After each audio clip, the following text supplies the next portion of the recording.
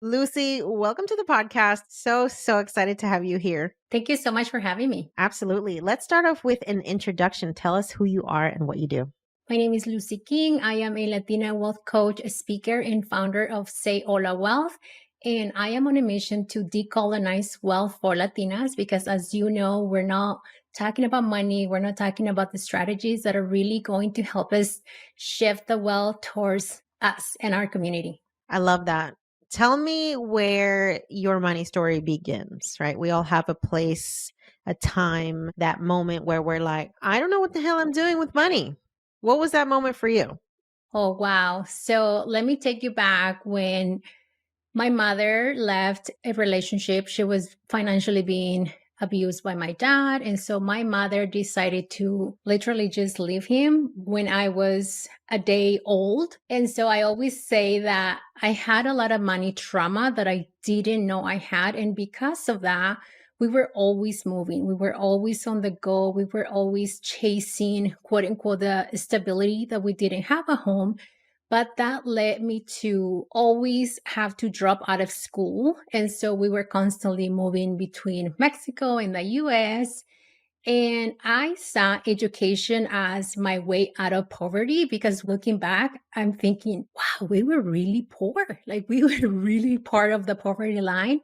And so I decided to put myself back in school. And because we were always moving, I never had a traditional education. And what I mean by that is I was never able to finish my grade within the school year. So I was doing online school because before even online school was popular. To give you an example, when we were going back to Mexico, I decided to just go to libraries and start like self-teaching myself things about math, writing. And so I always felt behind. And when we finally decided to establish ourselves here in the US, I told my mom, I really want to go back to school and I want to have an education. And she had so many fears, right? Like now looking back, she was giving me a lot of her fears. And at that point, it felt like maybe she's not being supportive of my goals, but in reality, she was just trying to protect me. And so I got my first official job when I was 16. And I told myself, I'm not going back. I have to do something because I'm tired of always being on the go, always feeling like I don't belong, no soy de aquí ni de allá. And I got my first job as a housekeeper. That was my childhood dream. When I was 7 years old, I told myself, one day you're going to become a hotel manager because my mom and my grandma went down to Mexico City to process their passports so they could come here. And I remember just being in this beautiful hotel and thinking, wow, there's so much diversity. Like I didn't know that was diversity back then, but I was just in love with seeing people from different parts of the world and speaking different languages. And so when I got my job as a housekeeper, I walked into the property thinking, man, I'm going to become the hotel manager of this establishment. And I did. So I worked my way up from a housekeeper to later on becoming a front desk, night editor, worked my way up to front desk manager, assistant general manager. So I learned literally every single position within that industry and I loved it. But then, as you know, once you get to the top, then you're thinking, is this it? And I struggle with getting compensated accordingly because I always thought like, okay, my company is giving me the chance to be here, right? Like I always feel like I owe them something. Be grateful. Yeah, be grateful, be thankful, right? Like I have a 401k, my mom didn't have that. And I remember when I became pregnant with my nena, I was struggling because no one had taught me how to be a good mom, right? Like I didn't have a playbook. I didn't have a playbook on how to balance motherhood, being a mom, working in an industry that you literally work 24 hours. And when I told my boss, hey, I'm struggling here, like I really need some help, I was faced with, well, you sign up for this. You knew what you could expect. I was faced with, well, Latinas are known for working hard, just hanging there. And I had a miscarriage that literally just changed my life. So that's when I decided that I really need to go somewhere else. Wow. Can you give us some context for the timeline of this? So you start working at 16 as a housekeeper. At what age did you find yourself being like at the top of management? I was working for this industry for 17 years, literally. So we can do the math here. But the whole time I was working, I was also going to school in the evenings. So I did like my community college. I was able to work in the evenings. I was always just looking for that way out. And education got me far. But when it comes to building wealth, as you know, it's only going to take you so far. At some point, you have to realize that education is just the first stepping stone. So you have this tragedy, right? You have this miscarriage. What is the first thing that you come to realize about maybe the path that you've been on and how that has to change? So when I went into the office and I have the team, the executive team of the company that I work with, so essentially like the middle management, not the owners, but the middle managers. And I was sharing with them that I was struggling, that I was, again, pregnant, because after I had the miscarriage, I showed up to work like it was another Tuesday. I was like, I'm fine. I have a business to run, right? Like that, putting on the face of like, everything is okay. And no, nothing was okay, right? And so to answer your question, what changed for me was when a few weeks later, I walk into the office, management team were part of a visit that they were doing. And then I shared the news of like, hey, I'm pregnant. And I was literally told, oh, well, now you're one of those women in that company with that problem.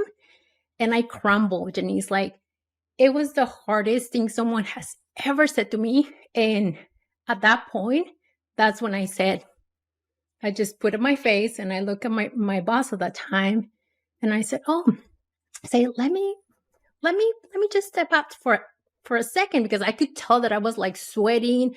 My body started feeling things that I never felt before. And I went outside and I'm telling myself, don't cry, don't cry. You cannot cry. Like, you have to be tough, right? But I couldn't be tough. And after he said those words to me, I just told myself, what are you doing here, Lucy? You have to leave. You cannot be here when clearly now they see you as a problem. You're no longer the audacious leader that you were once told. You have to go. And that decision came with a lot of shame, a lot of, I'm a failure. I work hard to be here, but now I have to go. And I was in a privileged position to be financially able to just leave. Like, a lot of people don't have the privilege. And so I did. I said, I'm leaving. Wow. Okay, we must dive into this. So you talk about the privilege that you had to leave. What did you have in your financial arsenal that allowed you to do this? Well, I had a husband who was financially able to support me, right? And we have been talking about that for quite some time. Now that you're going to become a mom, maybe you might consider becoming a stay home mom. And I had a lot of baggage with that, because I used to believe that being a stay home mom was just something that wasn't for me. I learned that it isn't for me, but I also learned that I had the financial stability and the support from my partner to say, you know what? I can tell that something with the words that were said to me change. And literally that comment of you're a problem sent me to therapy. And so I decided to, okay, I'm gonna learn, why do I feel the way I feel? Because obviously it's not right for someone to tell you that. But then through the process, I also learned about the trauma of money. And I learned that I had a lot of money trauma that was holding me back my whole life. Like, yes, was I making money? Absolutely. Was I managing my money correctly? No. Was I conditioned to always work hard for money? Absolutely. And so my partner gave me the opportunity to decide, do you want to take a break? And my whole life, I've never depended on a man to like provide for me. So saying yes to that was so hard for me, because my identity will always go back to, what if the same thing that happened to my mom will happen to me? And of course it didn't, because my husband is much different than my dad. But that's when I decided to give myself the grace of just learning what was going on with my body and also explore my own money trauma. So what were those things that came up with you in that exploration, right? Because those can be very heavy things. And I think some folks might understand they have trauma, but they're too afraid to address it and then do something about it so that you don't keep repeating the cycle. So what was that journey like for you? So for me, it was so uncomfortable. I do want to say, like, for me, it was uncomfortable because that meant that I have to heal not just the trauma that I had gone through with my corporate career, but also had to heal the trauma that my mom went through, the trauma of my ancestors. The first time that I learned about this trauma of money, I decided that I had two choices. I could look at myself as shit, I'm broke and I'm never going to be able to make it past what I'm at. Or I could look at it as I'm going to go in and discover what is truly mine and what I need to detach. And I decided to look at my trauma as something that was indirectly given to me, but that didn't mean that there was something wrong with me. It just meant that I was willing to explore. And I make the decision that I want to become the first millionaire in my family. And for me, that meant that I had to heal the trauma, the unresolved trauma that I had, that my family had. And it has been a journey that has paid its dividends for me. How did you actually undertake that journey? Did you decide to go the DIY self-help route? Did you go to therapy? Was it a combination of things? I did a combination of things. So I went to therapy, and I've always had the mind of like being inquisitive, and I've always liked psychology. Even I remember when I was 11 years old, like just reading those self-help books. And so I decided to always ask myself, okay, what if this trauma is actually not something that is bad, right? Like trauma, of course, is bad, but I have to rewind my brain to think, what if this trauma isn't bad? And what if this trauma is actually the first mile marker for you to rewrite the narrative of generations to come? And so I did a lot of holistic things. Like I started to dive into tapping. I started, in a way, also rewriting the way I look at money. For me, when I was thinking about a dollar amount or money in my bank account, that made me feel a certain way. So I was thinking, well, what if I can rewrite the way I think about money? And rather than thinking about money as a currency, what if it's not currency? What if it's energy? And so I've always had to do those mindset hacks that really help me elevate my finances and, of course, feel confident to go online and start sharing my story, because that is a whole mindset thing that I had to do, right? Like, how am I going to go online and share that I had money trauma? But that has really changed my life and the life of many other Latinas as well. Yeah. So I get this question a lot, like how do you go from an engineer to somebody in the personal finance space? So for you, how do you go from someone in the hospitality industry to now a financial coach, a podcaster, and a badass mujer who is out here teaching us how to become wealthy as Latinas? So my household paid 220,000 in a student loan debt in 36 months. So after I left my corporate career, I finally had time to look at our finances. I wasn't asked to manage the money per se, but I just had well, I have all this free time, right? I had the baby, but I was like, I can't really talk to this baby about anything, right? And I was so used to have the identity of having a structured job, a structured schedule where 8 to 9, this is what you do, right? Very corporate like mentality my whole life. And now here I was with a baby. I made time to look at my finances, and I start reading personal finance books on how to pay off debt. And what changed for me was I really struggle with the narrative of you have to cut expenses. You have to cut expenses. Like everything is frugality, everything is restriction. And then I decided, no, I've restricted my whole life. I've been eating beans and rice my whole life. I don't want this. And so I made a list of all of the skills that I had. And then I started thinking, how can I monetize these? And then I started wondering, is there another Latina out there that I can learn from? Because anytime I Google, personal finance, it will take me back to a white man. Yeah, Dave Ramsey, hello. Yeah. And I was like, no, I don't want to learn from you. And so coming back to what you asked, what got me here is once we paid the student loan debt and we purchased our home, I realized that, oh my God, I'm debt free, but I'm not financially free. So what are the next steps? And what I read online was go and ask a financial planner to help you. And so I did. And to my surprise, I was hit with come back when you have $100,000 to start investing. And I was like, I don't have $100,000 to start investing right now. And the financial planner just told me like, well, that's too bad. And so I laughed, and I've always been that curious mind. So I said, well, let me go to the next one. Maybe the next one will say like, yeah, Lucy, come over. I'll teach you. So I went there to the next one. She told me the same thing. You need $100,000 to start investing. And then I turned around and I said, do you mind if I ask you how many people you have? How many people are you helping that are Latino or Black or people of color? And she just looked at me funny and said, oh, I don't seek those demographics. And that comment is really what helped me decide I will become the person that talks about finances. I didn't know how I was going to do it, but I just did it. I said, I'm going to do it. And so I started hosting financial literacy circles in my community just to teach about the basics, right? Like budgeting, paying off debt. And then, as you know, when the pandemic hit, the news were all about how Latinas and people of color were just dropping everywhere, right? Like they were the first ones to go. They were being laid off. And I think for me, that was the biggest shift. I'm like, there is really a problem with the way the wealth is being distributed here in this country. And I want to become the person that talks about money that really makes it fun too, right? Because we think the money is a dirty word, like especially Latinos. We're like, hey, let's talk about money. Oh, I know, let me go high, right? And so I decided, no, like money is not a dirty word. Like money is abundance, money is energy. We need to talk about it because we need to normalize it. And as you know, we fear all of the conversations that come with money, taxes. We're like, more money, more taxes. And so I just decided that I will become that person who talks about her own journey of how I pay off debt, interview other mujeres, but also helping them see that these conversations are so needed in our community.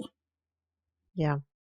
It's women like you who show up, who give others permission to then start thinking beyond the struggle, to start believing that we can accomplish more than just the baseline of what we've seen, right? Of just that endless hustle and the traditional careers.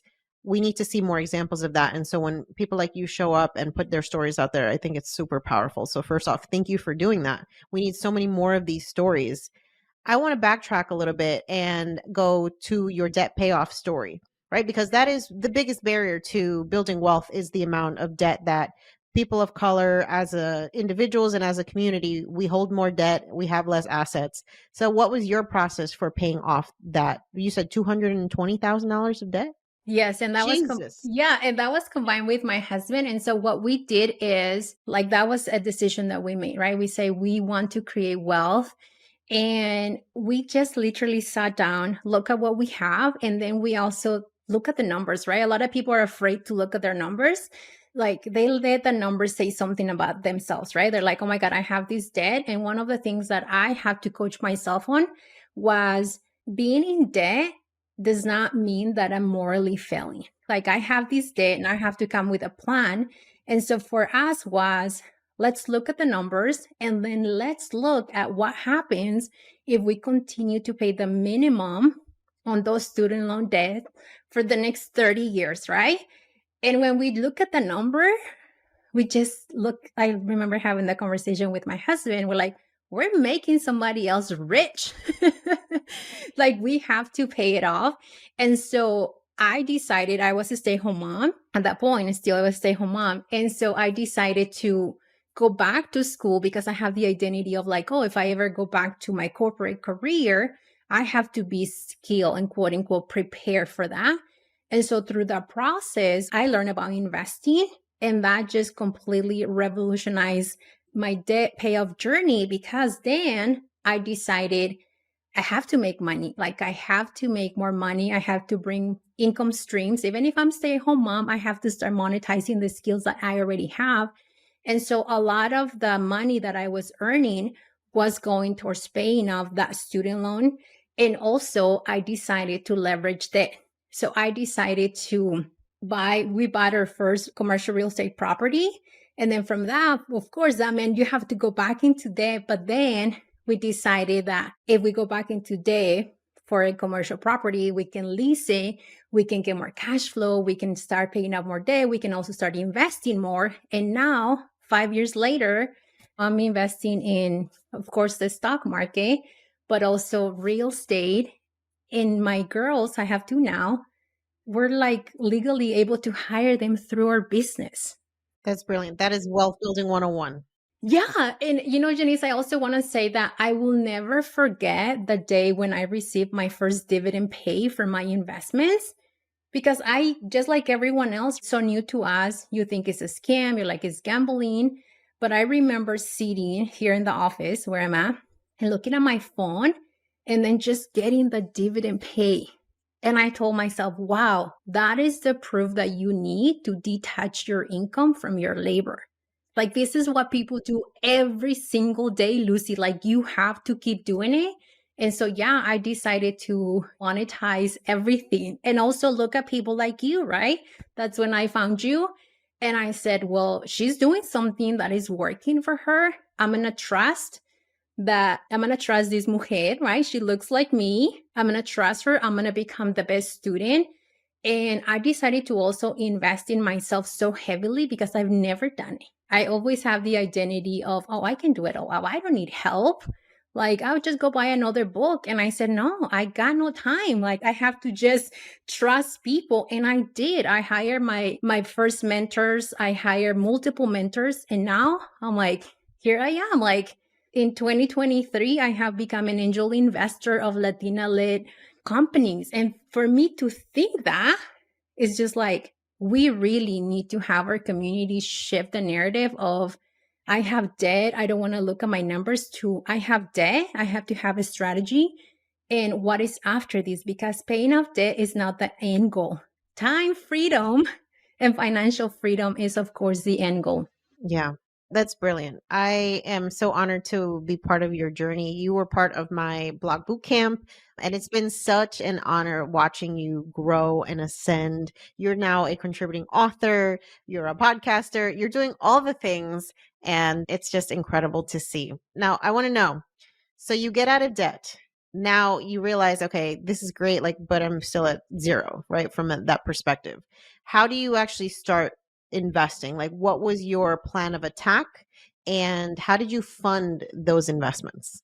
How I've learned, so I started looking at mentors and they were teaching me different things. Some of them were like just invest in individual stocks. Some of them were like low cost index funds. Again, because investing was so new to me. At that point, I probably had like a couple $1,000s to invest. But then I said to myself, are you going to be comfortable if you lose this money tomorrow? And at that point, I wasn't, because I haven't seen it. And so I started investing with $50 every month. I opened my own investment accounts through a brokerage that is well known, right? That has low fees. And I would just trust it. I would say $50, $50, keep doing it, keep doing it. Don't look at it, don't look at it. And so my strategy was investing in low cost index funds once I understood what they were and how they work. Because for me, that felt like a safe way to diversify, right? It was $50, which is not a lot, but I was just like playing it safe. And so the first year, that's all I did. And then when I worked with you and I saw how you talk about how you were making all these income streams, I remember you teaching us that, like, I'm making revenue through affiliate marketing, speaking engagements, a podcast, and you just start like dropping all these cash flow ways to make money. And to me, that really helped me see, well, what if I can get paid to speak? What if I can get all of these, right? So when I started speaking, I charge people, right? I was like, I'm not going to do things for free right now because I need the cash flow.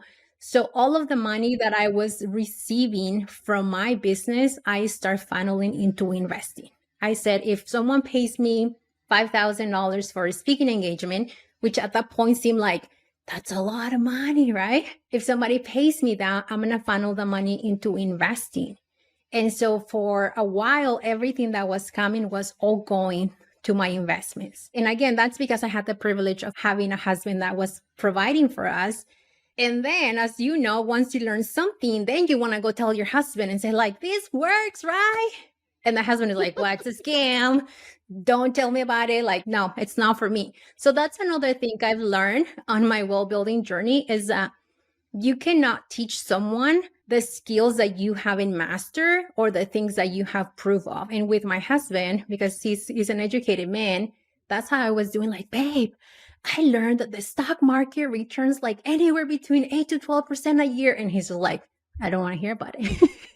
So he wasn't investing then. No, he wasn't investing. He was investing in like his employer sponsor programs, but even he didn't understand, right?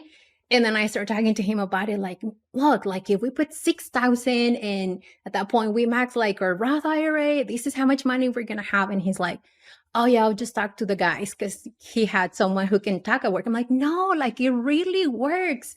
And so I've learned that. I've learned that for anybody who wants to kind of dive into investing, you have to heal your own money baggage and you have to see your own investments before you can teach anybody. And after a year or two, I would just grab my phone and be like, oh, I make $600 by doing nothing, by the way. And so that's when he got curious and said, tell me about it. How does it work? And now I'm able to have conversations with financial advisors that want to quote unquote advise us on like the best strategies for a family portfolio. And now I can look at them and say, actually, no, that's not the best strategy. And here's why. And I mean, to me, as a woman of color, to be in front of these white men that quote unquote want to help me and prove them wrong, that feels really good. I bet it does. I love that energy. And just knowing that nobody's going to scam you when you walk into a room. Nobody's going to freaking sign you up for some shit you don't understand. And it's because you took the time to become that educated consumer so you don't get taken advantage of, right? Because that foundational knowledge is what protects us more than anything from being taken advantage of.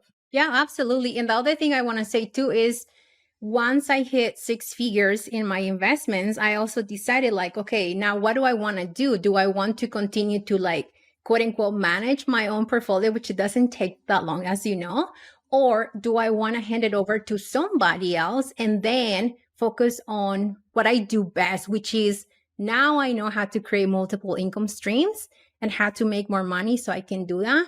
And I did hand in my portfolio for a year because I was doing a case study on myself to somebody else just to see, right? Because now I'm also teaching other Latinas.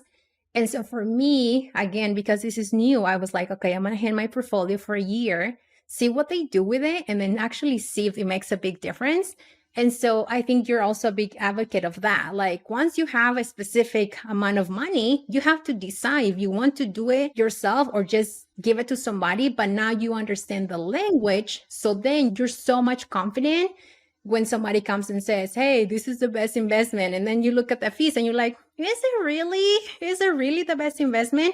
I remember seeing that from you as well. And I was like, well, she's doing it. I'm going to check it out and see what it does for me. Yeah, I did it for a year. Actually, I took back ownership of all of my investments. I want to say maybe like 2 or 3 months ago. I gave it a run. For me, the biggest thing that bothered me was why I needed to justify to my financial advisor when I needed to take money out, when I wanted to make withdrawal. He's like, I just didn't like having to explain to you. I'm like, what the fuck are you talking about? This is my money. I don't need to give you an explanation, sir, about why I want to withdraw X amount of money from my retirement accounts. And so that was enough to irritate me to the point that I'm like, no, I'm holding on to my shit. I don't need to be having these conversations with anybody. And just seeing that they basically took my money and created an index fund, if you will, by just diversifying my money across a bunch of different individual stocks. I'm like, y'all aren't really doing anything that I can't do with an index fund. And I retain ownership over the decision making. Yeah, and that feels amazing, right? Like as Latinas, as you know, now we're in the space of teaching others, that empowerment, no one can take it from you. And it feels so good. And I think for me, one of the things that I've seen with my money too is I trust my money. You know, I went from having money avoidance and being like, oh, I don't want to look at it, I don't want to deal with it, to now I trust my money so much that I don't care what's going on with the stock market. I don't care what is the narrative that I'm hearing, because as you know, there's always this marketing on like debt is good or debt is bad. And for me, it's like you can make debt look all kinds of colors. I don't care because my money has my back and I'm so confident with my money that no matter what is going on outside, I know that my money is always there to give me the time freedom that I need so I can go pick up my girls from school, so I can go on a luxury vacation and not feeling guilty when I come back. Absolutely. Okay, so I want to dive into now your journey through entrepreneurship, because one of the things that I talk about, and you know this, I am the firmest believer that income is the key to wealth. It's not about cutting, it's not about savings, it is about earning more money, because your skills earn the income buys the assets, and the assets buy the freedom. That is the blueprint. So, how did you turn your existing skill set into what is now this flourishing personal finance based business? So in my previous career, I was managing 2.5 million a year. So I had a skill of I know how to distribute money across different departments. I also had the skill of teaching people or facilitate meetings. And that's when I started looking into what can I do for you? I was used to being in front of an audience. And so I just started thinking, okay, write down all of the things that you were doing. And I just made the long list. And I said, okay, I have skills of marketing. I know how to manage revenue. I know how to create a business plan. I know how to facilitate. I know how to reach out to people to say, hey, hire me or stay with us, right? So I just wrote down the skills that I already had. And then I said, how can I convert this into my business model, right? And so then I decided, well, I was already leading people. I was a leader in my business. I was coaching people. I didn't call it coaching back then, but then I said, okay, can I become a coach? Can I become a coach where I'm teaching people how to create wealth beyond budgeting and debt? And I said, yes, check mark. Can I put myself out there to start like pitching myself as a speaker? And then at that point I said, no yet. I remember writing that, no yet, but I will, right? 2022 will be the year when I do that. And then I started looking at, can I create a marketing plan? Like, how can I use the skills that I already have? And then once I had that, I was like, okay, I can do all of this, right? And then my first instinct is, well, you have to have a certification if you want to become a coach. So you go look for that, right? And then I learned that actually, not yet. You don't need it yet until much later if you want that. And I think what gave me permission was also seeing other mujeres doing that. And then I started doing market research on my pricing because I remember my first coaching client was $350 for 8 weeks of coaching. Now we charge a whole lot more, but also we're giving more results to our clients. And so for me, just really using the power of reinvention, like I already have this skill set. I already know how to engage an audience. I already know how to make people feel comfortable with any topic. And now I love talking about money, right? So how can I use the skill of I love celebrating money conversations. How can I teach that to people and then get paid not like 1,000, but actually like more money? And for me, that was a no brainer, right? Like, I'm not going to go and I knew 100% that I would not go back to corporate. Like, I'm not going back. And so that's how my business was born because I want that time freedom. And of course, that financial freedom as well. Absolutely. So I know personally how important community has been to my own journey. It just gives you these glimpses of what's possible when you surround yourself with people who are accomplishing the things that you want to accomplish, or just even investing or starting a business. So how has community played a part in your wealth building journey? Community is everything. I always say, like, one of my values and the values of Say Hola Wealth is we are always community over competition, right? And for me, being in rooms with mujeres that are where I aspire to be was huge, right? So I decided to invest in your course. Then I started looking at, okay, I do want to monetize my speaking skills. Where do I need to go? And so I started looking around who's teaching the art of public speaking, but also who's going to give me permission to be myself, to be authentic, right? And so I started investing in that and finding communities for everything that I wanted to do. At some point, I decided that I want to share my story, right? Like, I want to write my story. I want to become a contributing author.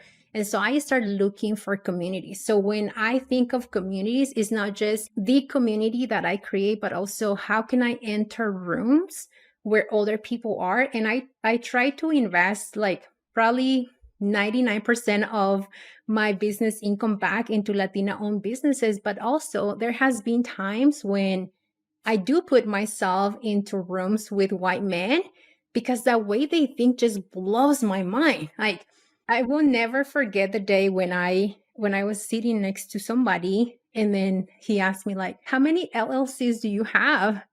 And I was like, two? And he's like, oh. I was like, how many do you have? And he said, 16. And I was like, wait, can you say that again? Did you say six? And he goes, no, I said 16. And that just changed completely like the way I do business too, because here I am thinking like, oh my God, I have my LLC and it's my baby and I'm gonna da da da da da.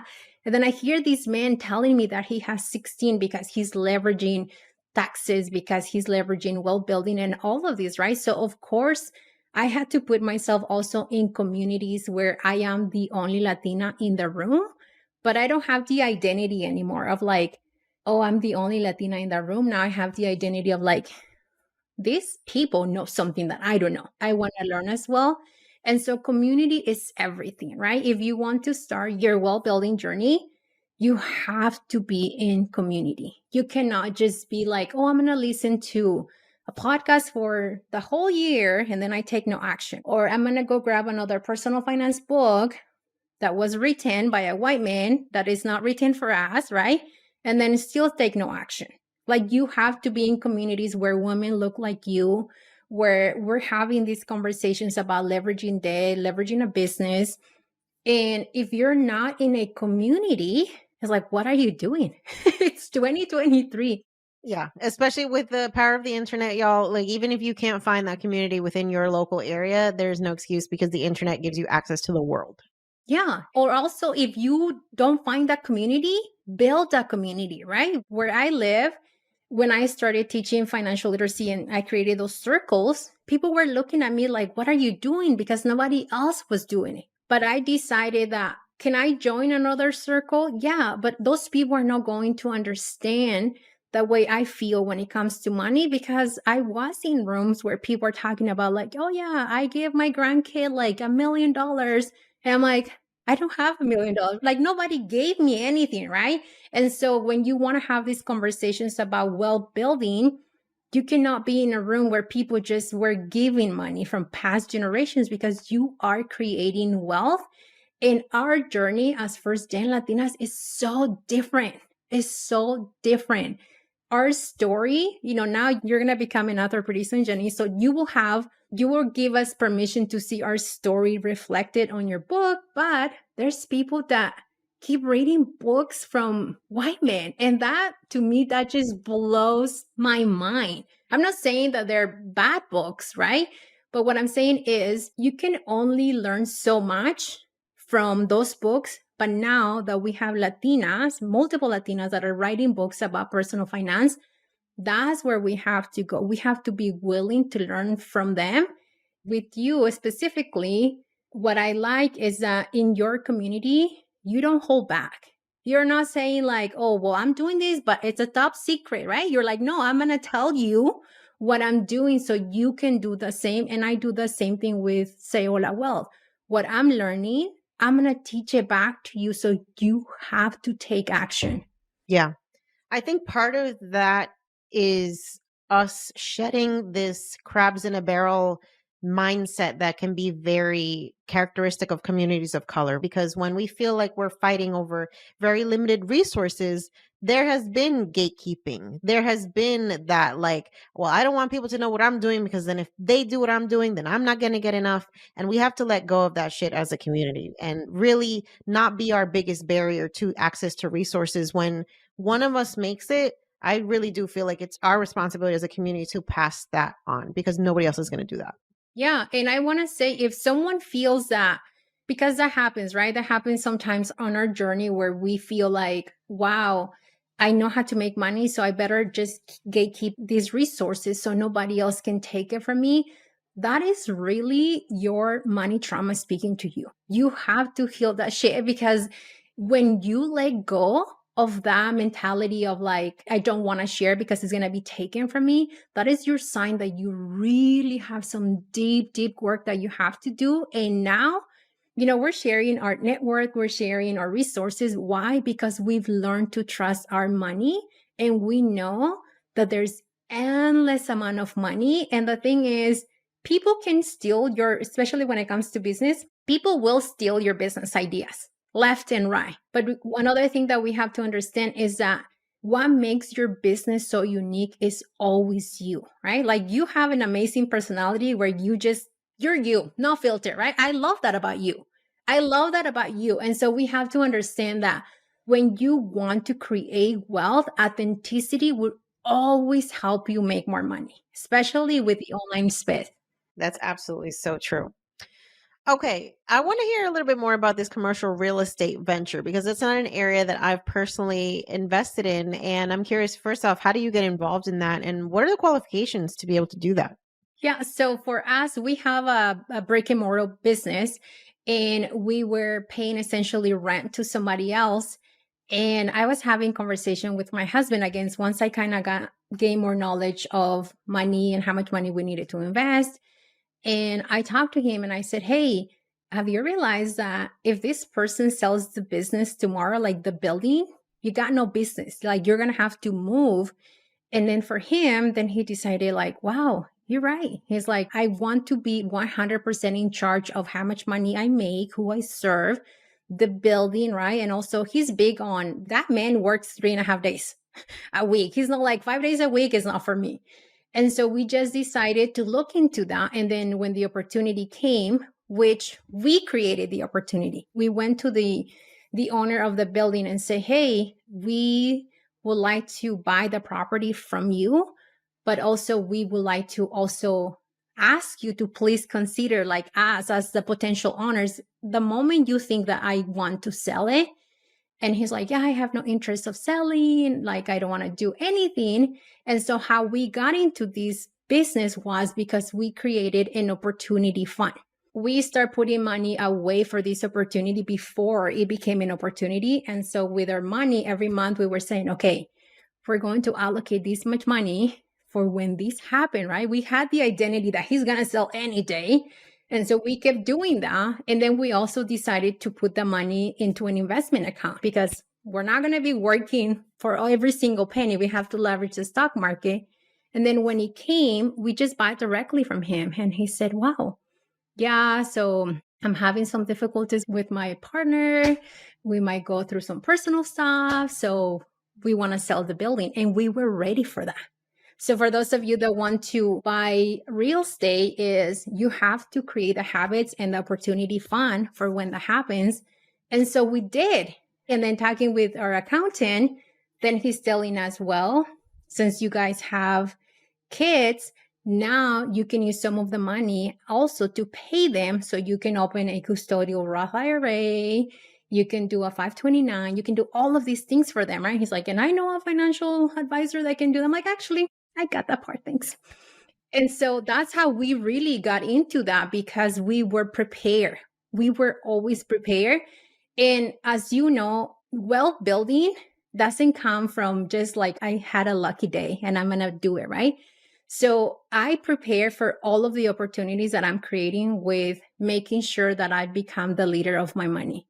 If I want my money to buy me a building, my money is going to buy me a building. If I want my money to maybe allow me to hire 2 housekeepers so they can come and clean my house, I'm going to do that, right? But it's so important that we embody the identity of, yes, I am a leader of my money and I'm going to care for my money. And I'm not saying budget like to the penny, right? Like actually look at your money, have a plan for your money, because then opportunities like these come. When the stock market goes down or when it went down, that's when I was like, everyone else is panicking and Lucy's like, I'm going to buy more.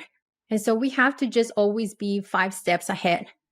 I am obsessed with the idea of this opportunity fund. And I did the exact same thing last year when I purchased my condo in Puerto Rico because I started looking in January and I kept running into roadblocks. And I realized now it was like the universe was like, girl, relax. This is not the time you need to stack more money. You need to be prepared for this opportunity when it really does show up.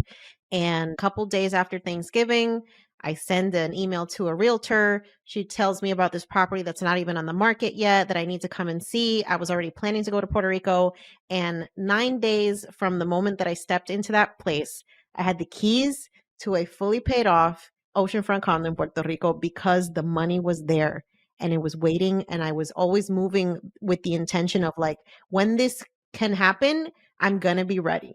And that is like such a powerful place to be when you know you can take advantage of those opportunities. Yeah. And the other thing I want to say, Janice, is, we're teaching our community how to invest, how to build businesses. Sometimes people also get confused. They think like, oh my God, so if I'm doing a stock market, I can't do real estate. Or if I'm doing a business, I cannot invest. And it's like, we have to break away from that mentality of it's all or nothing, right? Hmm. We have to say, here's my money. Yes, I'm going to invest.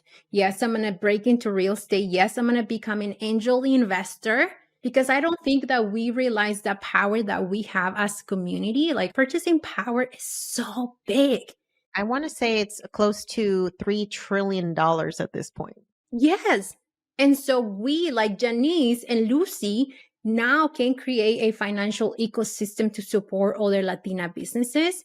And now, because I have these opportunity funds that I am obsessed with them as well, now I get people that, because of the community that I have, right, outside of Say Hola Wealth, I have people that email me and say, hey, there is this Latina owned business that is looking for funding, and here's who they are. And I'm like, oh yeah, let me give them some of my money, right? But for me to get to the point after having such a big money trauma, I had to really trust my money. And so the opportunity will come. It's just a matter of, would you be ready for that? Would you be ready to take advantage of that opportunity? Or are you going to be the identity of like, oh man, I should have done this, right? It's like that should have, could it, that's not part of our vocabulary anymore. And we have to be ahead of the life that we really are meant to create as Latinas. I've always say we are no longer the help. And the moment we understand that, that's when the biggest shift is going to happen for us, because we are now the new investors that are really going to shape the trajectory of how the wealth is distributed in this country. So we need to get on that train like yesterday. That's the quote of the episode, y'all. I'm gonna drop that right here. Okay. We are no longer the help. I freaking love that. Now, obviously, we all start off this wealth building journey in different places. And so one size fits all advice is never the best solution. But just knowing what you know now, if you had to give one piece of advice to somebody who's just starting out, what would it be? So what I will say is start your wealth building journey knowing the paying off debt is not the end goal. So what I mean by that is write on a piece of paper and then create like mile markers, if you will. And then your middle mile marker should be paying off my debt if you have debt. But the journey doesn't stop ever. The more money you create, the possibilities are endless, right? Like Janice, you have a beautiful place now in Puerto Rico. Janice is not thinking like, okay, this is it for me, right? She's probably already thinking like 5 years out. And so always think ahead. So what I will say is the end goal is never to pay off debt and stop. We don't have the privilege. We don't have the privilege of, okay, I'm debt free, yet me. No, it's like I pay off debt, but then what else is there for me? And I start now. Absolutely. Start yesterday if you can. Start right now if you can. Lucy, your story is so inspiring, and I love the work that you're doing. For folks that want to get to know you more, enter your ecosystem, find out all the things that you're doing, please let us know first where we can find you and how you work with clients to help them build wealth. Yes, so people can find me on Instagram under at Say Hola Wealth. And how I help people is through private coaching right now. So I do wealth coaching where I can work with people that have financial trauma all the way to investing. And then I also have an offer called Jefas and Wealth. And that is for the ambitious mom who wants to add an additional income stream. And I will teach them the strategies and how I'm building a business, because I do believe in the power of community over competition. And as you said, we need more Latina well builders, and that includes money management, but also businesses. Absolutely. Lucy, again, thank you so much. And you also have a podcast, Say Hola Wealth, right? That you can listen to wherever you tune into Yo Quiero Dinero. Thank you, Janice. Yes, I do. Look, she's the expert. She's like, don't forget your podcast. Yeah, Say Hola Wealth.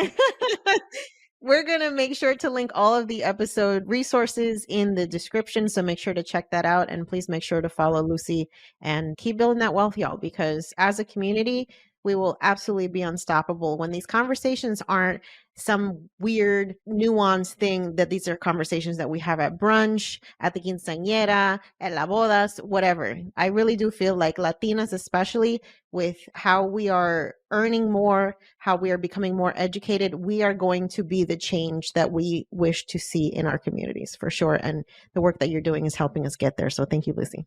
Thank you, Janice.